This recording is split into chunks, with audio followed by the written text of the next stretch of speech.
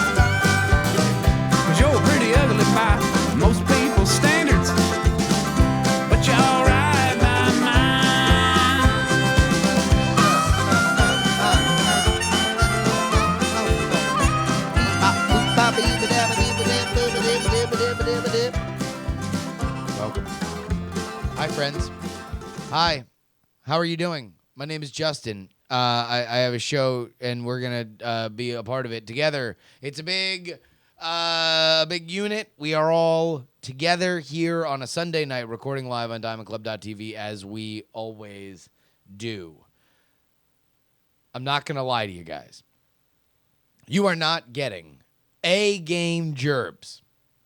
I've had, I think, a bunch of good episodes for the holidays. We broke down songs. We had really good content. This show's going to be terrible. It's going to be really bad. It's going to be awful. It's going to stink on ice. I am going to do something bad as I feel bad about it. Why? Good question. Thank you for asking. Why is the show going to be terrible today, whereas normally it is just a slab of fried gold as a hood ornament on the Batmobile? I'll tell you why.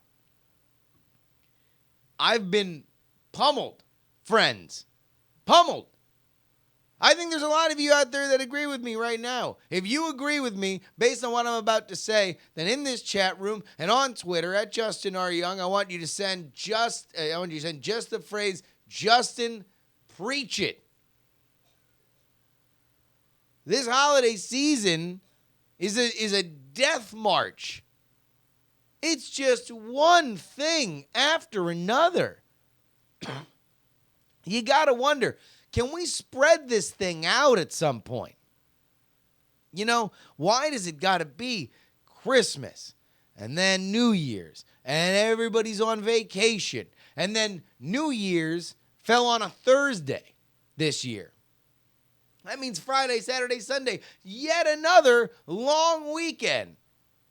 And it's the worst if you're trying to get stuff done. This has been me literally every single day for the last 2 weeks. Hey, I should email. Oh.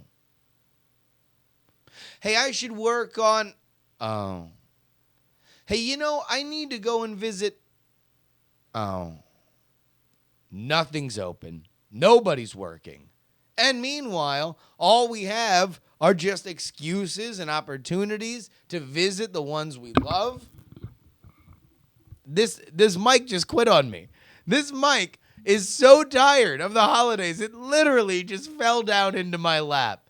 That's what we are dealing with right now. So, to put everything over the top, to just really seal the deal on how much I feel like a pile of poop. Last night was Willie Dills Gregory, host of The Instance and The Angry Chicken. It's his last night in San Francisco, or at least he was having a big party to commemorate him leaving San Francisco.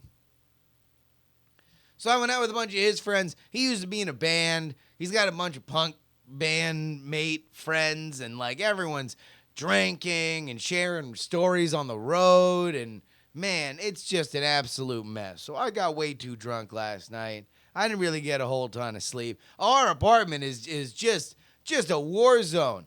I got sick over the holidays. Ashley got sick and has remained sick for about a week and a half. Now she's just in this phase where I thought she was getting better. I did. I'm like, hey, you sound a lot better. Your cough now sounds like a human exhaling air and not a mongrel dog creature from another dimension, like the clay dog from Ghostbusters. There is no Dana, only Zool. That was the level of terrifying sound coming out of my tiny wife. And then all of a sudden she was feeling better, except now, oh geez, it's an absolute horror show. But you want to know what? We soldier on. We soldier on. There is no such thing as me taking a day off from this show, except for all the times that I've taken days off from this show. This is not one of them, though. We got a bunch of stuff here for you. New Year's goals.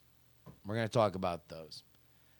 Speaking of the fact that I was out with Dills, we were talking a lot about moving and moving anxiety. We're going to talk about that.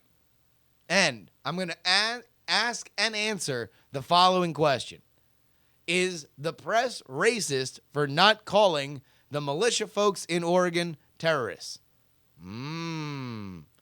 That's like an actual talk radio tease.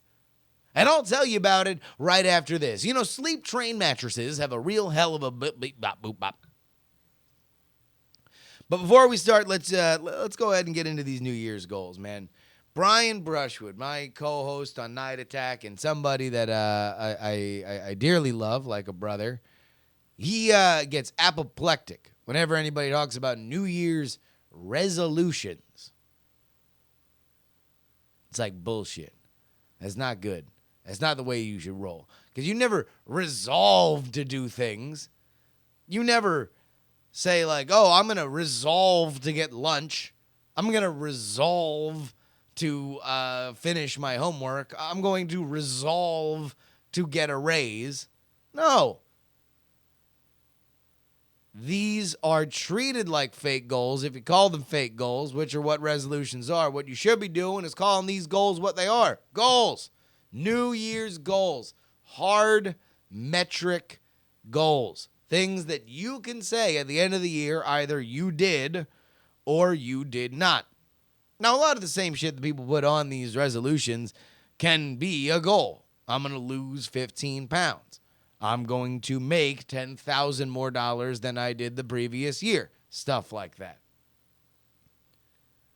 But in the spirit of my pal Brian, who every year writes down a bunch of goals and normally takes a picture of it, I'm going to be transparent with what I would like to do, and I want your help. I want you guys, because I don't know if you picked up on this, man. Like, this internet stuff, no longer a hobby for me. We are in a sink or swim situation for the old gerbs. And part of what I genuinely believe in terms of creating online content is listening to the audience, listening to what you guys want. So go ahead and put it in the chat room. Write into me, justinrobertyoung@gmail.com, on things that you would like to see more out of me. Let's start with these. These are ones that I've written down. I would like to have 5,000 followers on the Twitch platform by the end of the year. Now, this is normally one of those things that I have made a goal to no longer make goals about me getting involved in new platforms, because I do this every year. Oh, I want to have 30,000 subscriptions on YouTube, despite the fact that I rarely make fucking YouTube videos. I mean, I do a lot now in terms of posting the Politics Podcast and the JuRY Podcast to YouTube, but they're not really YouTube videos. They're more just easy to find video on demand resources, right? But I have to do a Twitch goal because, granted, I am new to the platform known as Twitch. However, I feel like I've got a pretty good pedigree in terms of just sitting in front of a microphone, sitting in front of a camera, and talking to the good people of the internet. I feel like that's something I can do. So 5,000 followers on Twitch. I think right now I'm at 400 or something like that. It's a steep hill to climb, but I feel like I can do it within a year. Second goal, I want to have enough material to do a stand-up album. Stand-up is a huge part of this year for me. And I want to call it stand-up. Even though I don't really plan on doing stand-up-y stand-up stuff. It's going to be more storytelling stuff, the stuff that I did in the one-man show, the stuff that I do now. I want to bring the JuRY experience live. I want to bring it to you. I want to be a more polished, on-stage, personal performer for you folks. Enough material to write a stand-up album. But here is the one that I feel like really, really, really has deep meaning to me.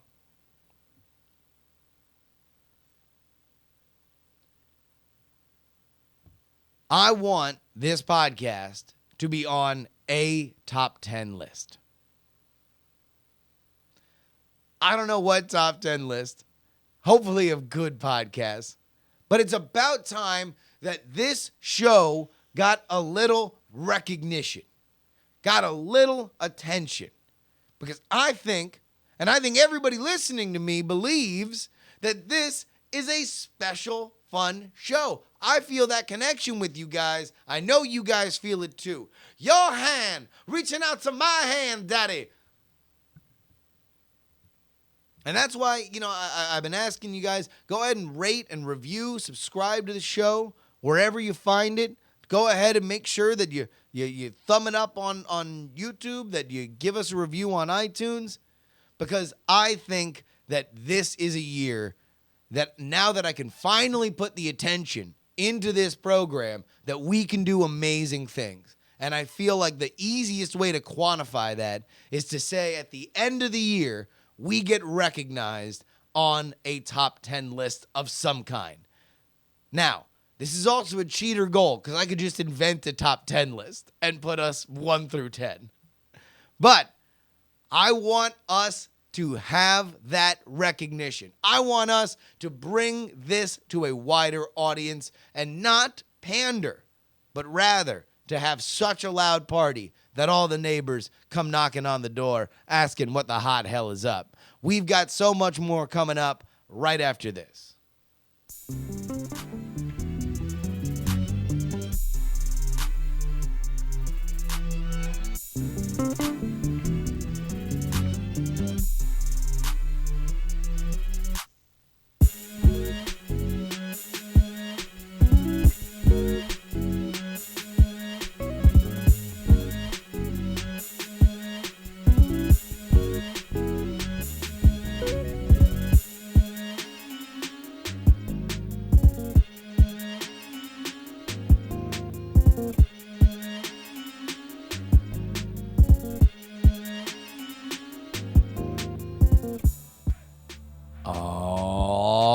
snap.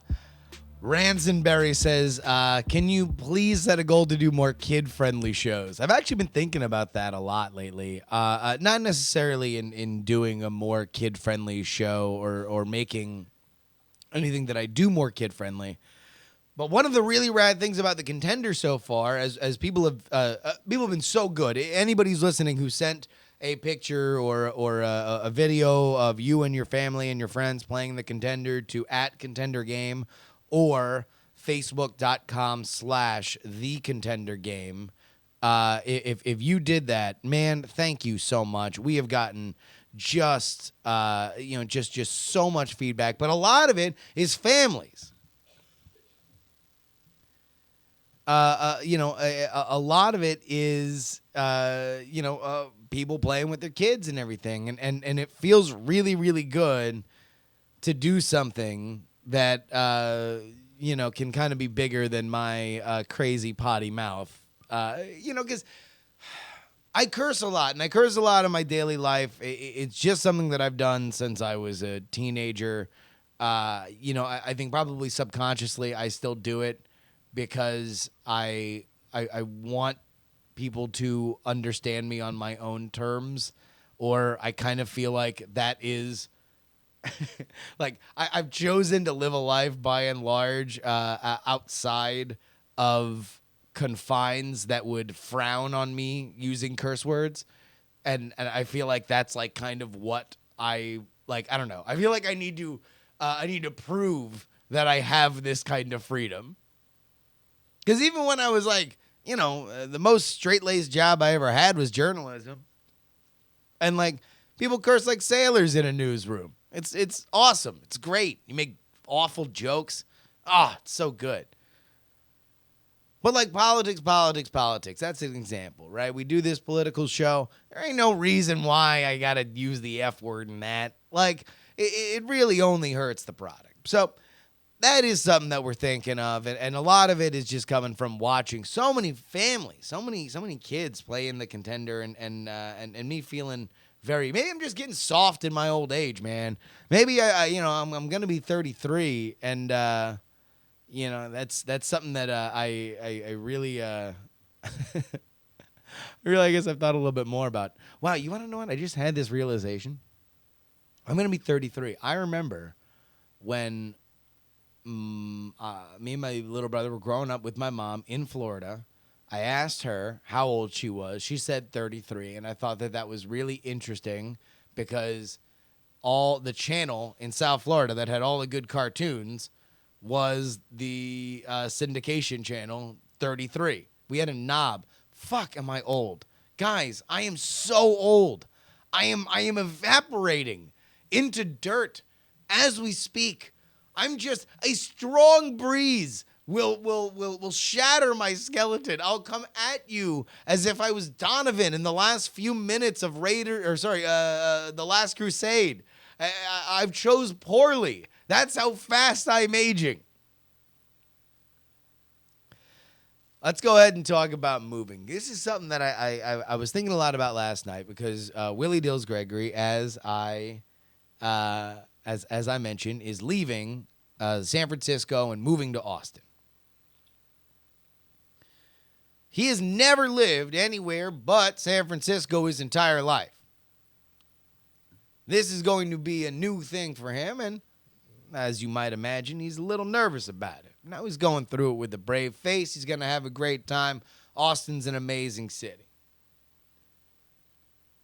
But I was curious to share my moving experiences and see if you guys can email some stuff in here, because I've moved a lot. I moved a lot when I was a kid, and as an adult, I kind of, by going away for college, by leaving my my support system in Florida, I think it really instilled something in me that, like, change of scenery is important.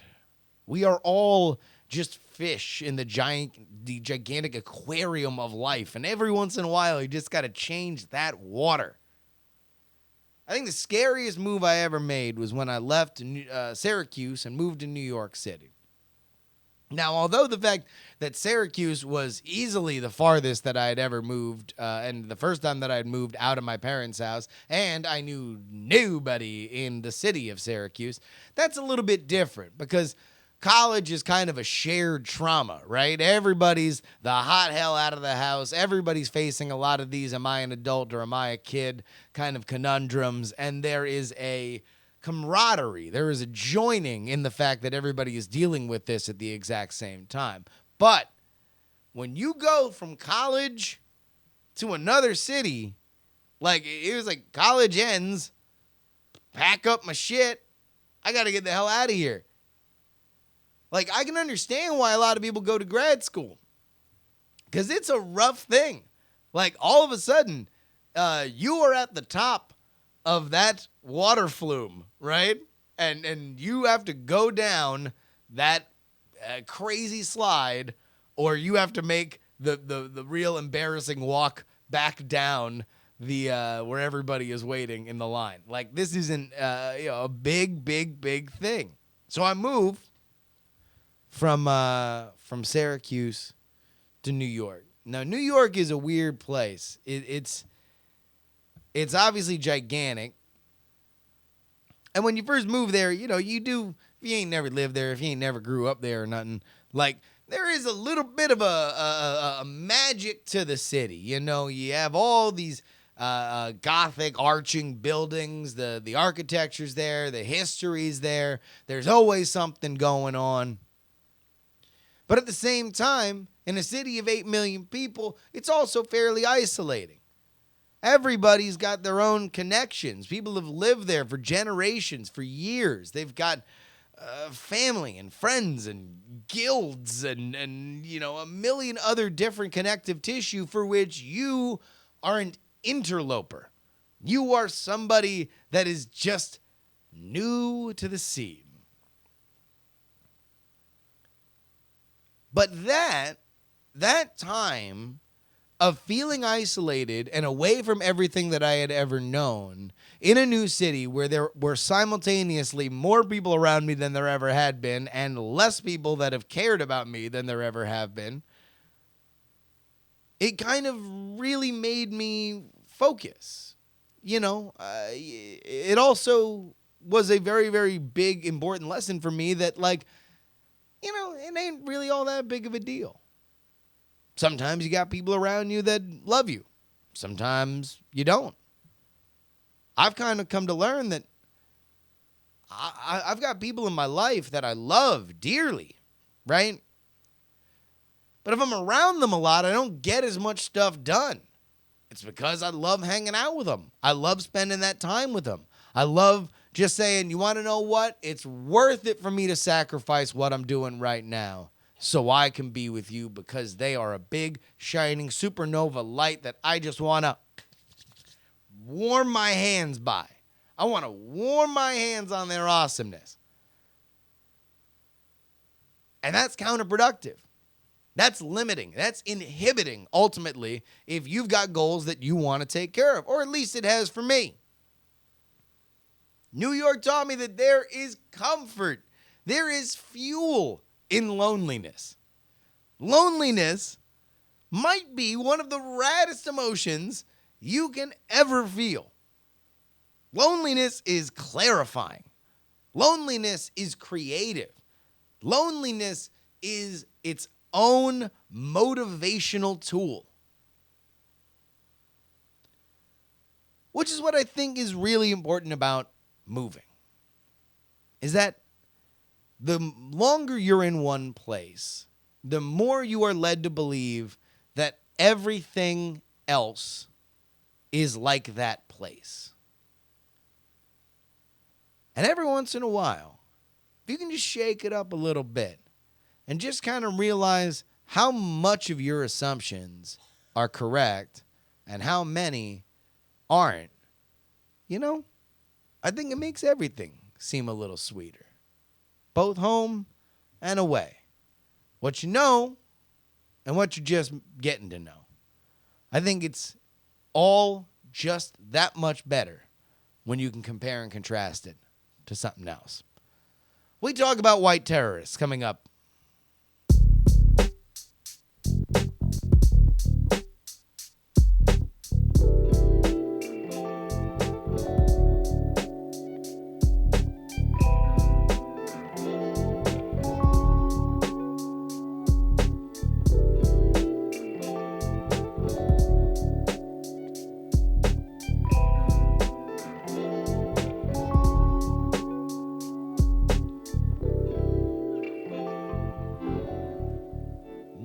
Dateline.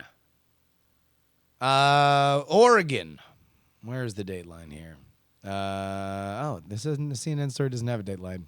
Let's go ahead and take a look. This is from CNN.com. Armed groups leader in federal building. We will be here as long as it takes. This is from the story itself. Armed anti-government protesters have taken over a building in the wildlife refuge in Oregon, accusing officials of unfairly punishing ranchers who refused to sell their land. One of them is Ammon Bundy, the 40-year-old son of Nevada rancher Cliven Bundy, who was well known for his anti-government action earlier last year.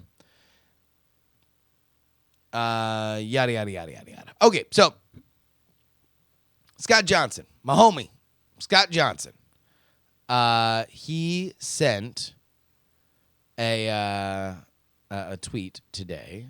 Let's go ahead and take a look at what it said. Scott Johnson, I post this knowing that some people will get defensive, which is okay with me. I feel that it's important.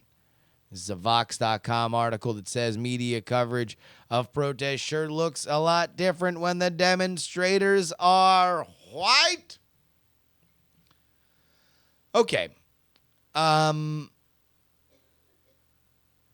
So let's drill down on this here. Is the press racist for not calling the Oregon militia folk terrorists? No, but it has more to do with what we want to call a terrorist. And, press are racist for a lot of other things. I don't think this is necessarily one of the things. Let's all right. So let's just drill down. Number one, we have a problem with the word terrorism. We've got a general problem with the phrase terrorist or terrorism. Now, as was pointed out by the great man formerly known as Massaworm, C. Robert Cargill, he makes the point that there is an actual definition of terrorism in the United States. Let's take a look at it right now. The Federal Bureau of Investigation says that domestic terrorism means activities within the following three characteristics: involve acts dangerous to human life that violate federal or state law, appear intended to intimidate or coerce a civilian population, to influence the policy of government by intimidation or coercion, or to affect the conduct of a government by mass destruction, assassination, or kidnapping, and occur primarily within the territorial jurisdiction of the United States. By the way, do you know what the difference between assassination and murder is? That assassination has a political motivation. That's a fun little fact for you. So let's take a look. So if we're just going to go by the book, is what is happening in Oregon domestic terrorism? What you've got is a bunch of people that broke in to an unoccupied building and are now there saying they will be there for a while. They will not leave when asked. And if force comes upon them, they will use force in kind. Okay. Does that fit? Intended to coerce a civilian population to influence the policy of government by intimidation or coercion. That second one probably is the closest. Influencing the policy of a government by intimidation or coercion. Although, as of right now, they're just a bunch of people farting around a recreation center.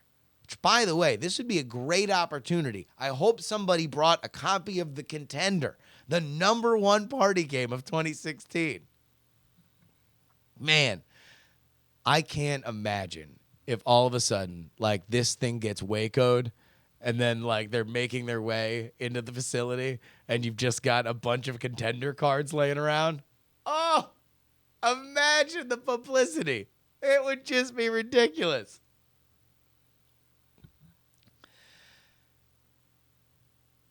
But let's get back to the word terrorism and terrorist. We right now have a sense in our heads that terrorism is a international, politically motivated thing. Because really, you can't say that these guys locally, these militia folk, aren't politically motivated, but we just have, I mean, like, what is even the last domestic terrorist situation that we had that wasn't like an extension of the international terrorism? I just feel like we need another word, right? Like, we'll see how much these J-Brones in Oregon, really stand up for this stupid thing. The only reason why we're giving it the kind of attention that we are giving it right now is because Homeboy's father drug out some crazy cattle dispute for, a couple weeks. So it's like we're just assuming that maybe by way of, a family pig-headedness that this is going to be a thing that lasts. But who knows? A cop might run up on this recreation center and be like, hey, man, get out. And everyone would be like, all right, sure, man. It's boring in there. We can't get internet, and we were going to watch Fargo, and then we realized that the internet wasn't there, and then somebody said, hey, do you have like a DVD of the movie Fargo? And they were like, no, we forgot it. I think I have it on a thumb drive, and then the thumb drive was corrupted. So like we long story short, we were planning on kind of being here for a while. Turns out we're not going to, so we can leave. Are any of us going to jail? Like, that could happen, or it couldn't.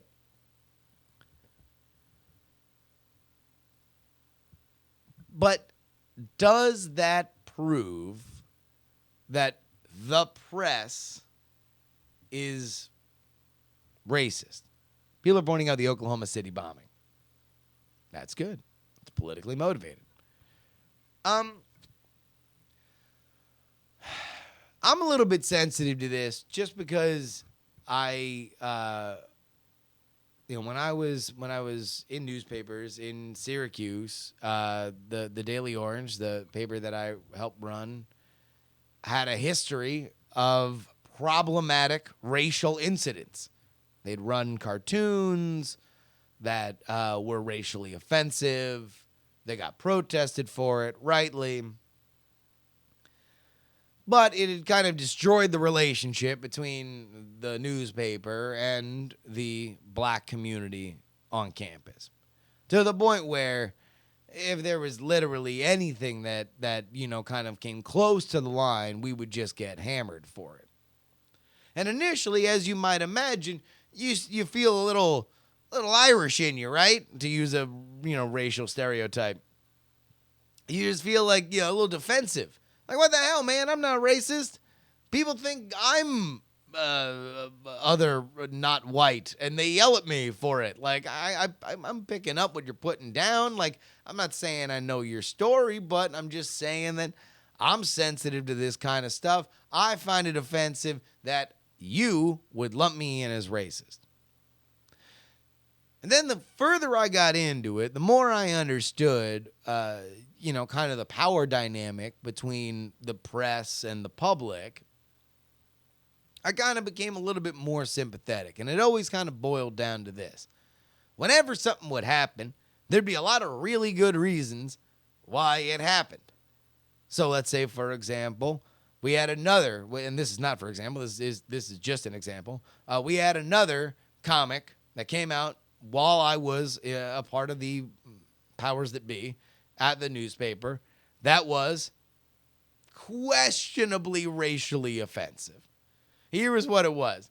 It was a stick figure comic, right? This is before XKCD, so it wasn't cool to do it. It was just a lazy asshole who had a burglar come in through the window and steal a couch. Now, since he is a stick figure, the burglar is signified by having a big round head, a circle for the mouth, and a little line for lips in between the circle. Now, when we looked and approved the comic, it was on a larger piece of paper. It was very clear that there was a circle and a line that did not connect to the other end of the cutout for the mouth. When you shrunk that comic down, it was not nearly as clear.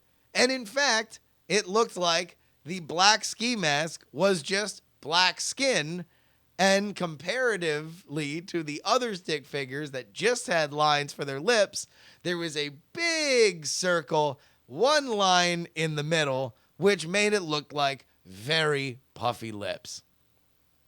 These are all very troubling, terrible racial stereotypes, and immediately the paper was under fire.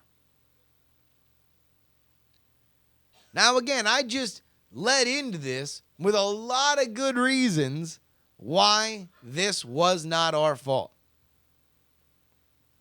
And yet, what I eventually came to realize is that there's always a good reason.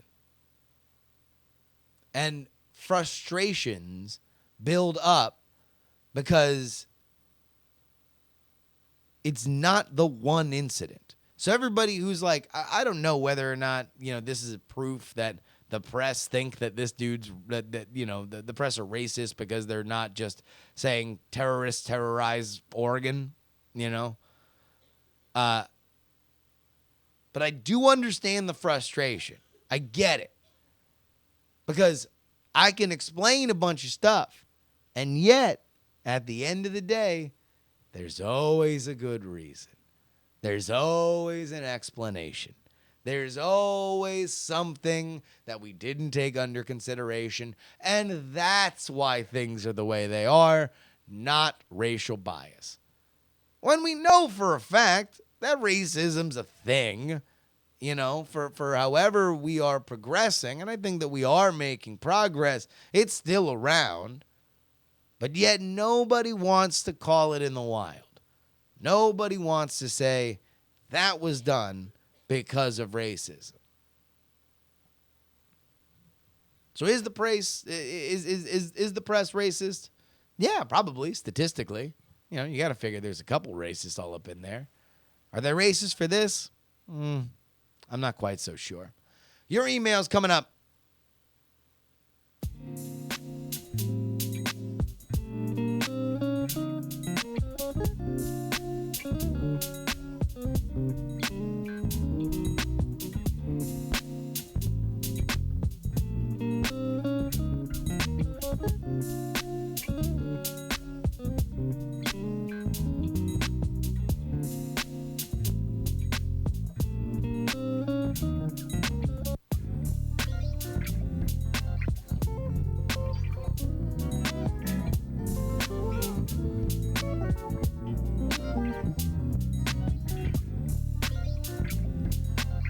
You can email the show, justinrobertyoung@gmail.com, justinrobertyoung@gmail.com, JURY in the subject line. Go ahead and send it in. We are light on emails this week because of the holiday, but let's get into two of them. Tori writes, my name is Tori, and I'm a longtime listener to Weird Things. I've been listening to the JuRY podcast since day one, and I love you on TMS. Well, thank you very much, Tori.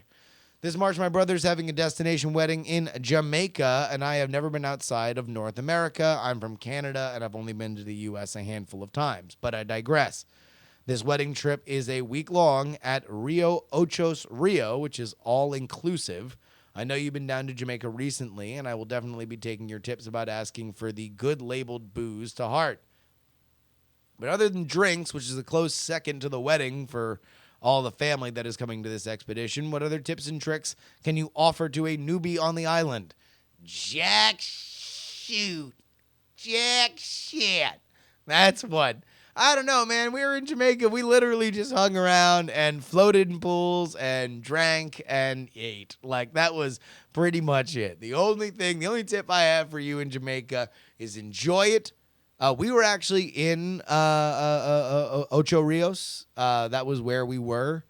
It was beautiful. It was gorgeous. I would, if you were going to a sandals resort, I would say, actually, here, you want to know what? If you're going to an all-inclusive resort, it's counterintuitive, but you will thank me later.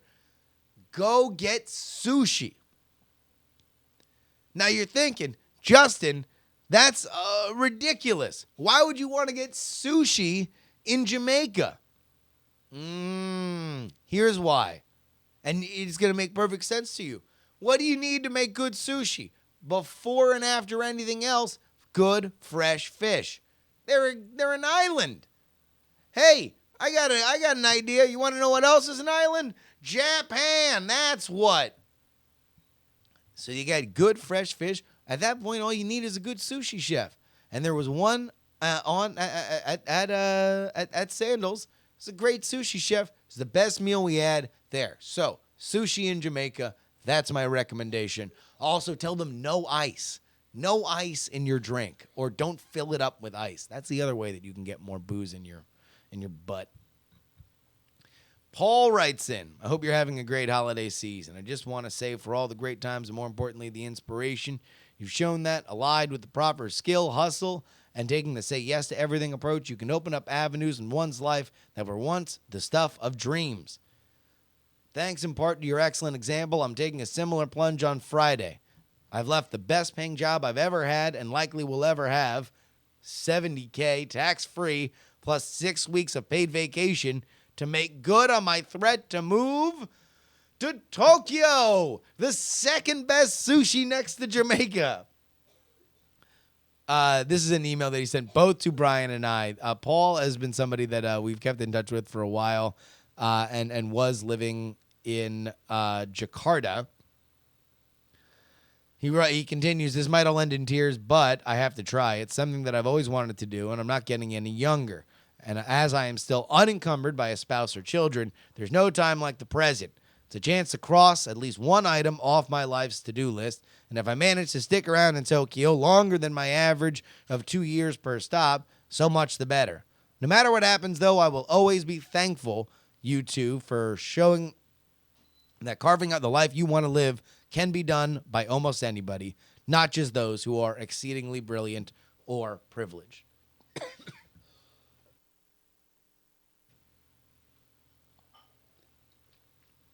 Well, Paul, thank you so much. I think I was not going to read that on the air, but A, we were light on emails, and B, I thought it was a great dovetail to the conversation about moving earlier in the episode. Just do stuff. It's 2016. You are never going to be more bold than you will right now when the year is full of promise. Every step from here until the end of the year will be filled with excuses, will be filled with good reasons why things didn't happen. Good reasons. Distractions, confusions, detours, both great and terrible. The one thing that I would implore all of you to do, aside from finding this podcast on Stitcher, iTunes, or some other shit, aside from emailing me everything that you want to tell me to justinrobertyoung@gmail.com, aside from following me at JustinRYoung at Twitter, Instagram, and Snapchat, and aside from hashtag joining the conversation at diamondclub.reddit.com, if there's one thing that I could tell you all, is that just make the jump. Hesitate just a little bit less. I know that there's a lot of smart people that listen to this show. And just understand that the curse of smart people is overthinking literally everything. Be a little bit more of a dummy this year. Just go for shit. Just think, you want to know what? We can deal with it later. Be a little bit more reckless. Because guess what you're going to learn? You being a little bit more reckless is not like you watching your dumb friends do dumb things. You're going to be better in the moment than you think, and this is going to be the best year of your life. My name is Justin Robert Young, and if you find yourself achieving your goals, well then, friends, remember my voice as I tell you, please don't die. See you next week. What do you say we both just leave? Why is there more here left to see? I don't understand, is it me? Am I that difficult to read?